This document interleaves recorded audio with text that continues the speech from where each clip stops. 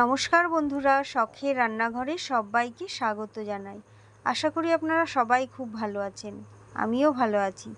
আজকে আমি আপনাদের চিকেনের একটা দারুণ রেসিপি তৈরি করে দেখাবো।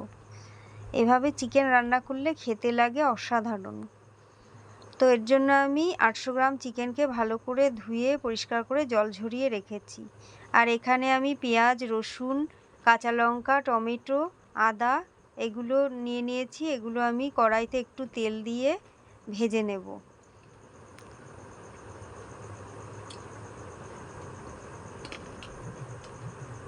এগুলোকে এভাবে ভালো করে নাড়াচাড়া করে ভেজে আমি একটা বাটিতে নামিয়ে ঠান্ডা করে নেব। আমি এটা পাটায় বেটে নিয়েছি, আপনারা চাইলে মিক্সিতেও বেটে নিতে পারেন। এরপর কড়াইতে আরও একটু তেল দেব, দিয়ে আরও একটা পেঁয়াজ কুচি আমি কড়াইয়ে তেলের মধ্যে দিয়ে দিলাম। দিয়ে পেঁয়াজটাকে হালকা একটু ভেজে নেব। তারপর ধুয়ে রাখা চিকেনগুলোকে দিয়ে দিলাম। দিয়ে হাই ফ্লেমে চিকেনগুলোকে একটু পেঁয়াজের সাথে ভালো করে ভেজে নেব। চিকেনগুলো দেখুন ভাজা হয়ে গেছে। এবার এর মধ্যে একে একে লঙ্কা গুঁড়ো, জিরের গুঁড়ো, ধনের গুঁড়ো আর হলুদ গুঁড়ো দিয়ে চিকেনের সাথে ভালো করে মিশিয়ে নেব।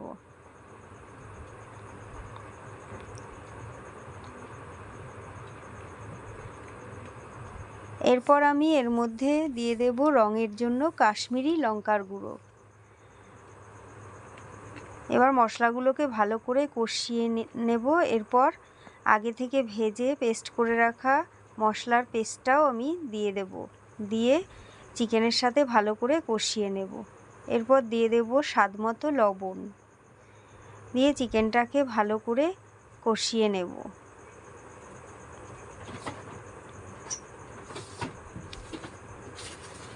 দেখুন চিকেনটা কষানো হয়ে গেছে, চিকেনের রং চেঞ্জ হয়ে যাচ্ছে। এবার আগে থেকে কয়েক পিস আলু আমি ভেজে রেখেছিলাম, সেটা চিকেনের মধ্যে দিয়ে ভালো করে কষিয়ে নেব।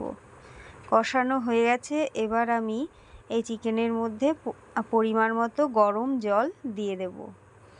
গরম জল দিয়ে ভালো করে নাড়িয়ে কড়াইটা ঢাকা দিয়ে আমি 10 মিনিট রান্না হতে দেব।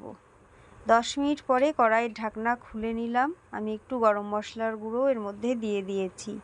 এবার গ্যাসের ফ্লেমটা অফ করে দিয়ে দিয়েছি। দেখুন চিকেন একদম আমার রেডি।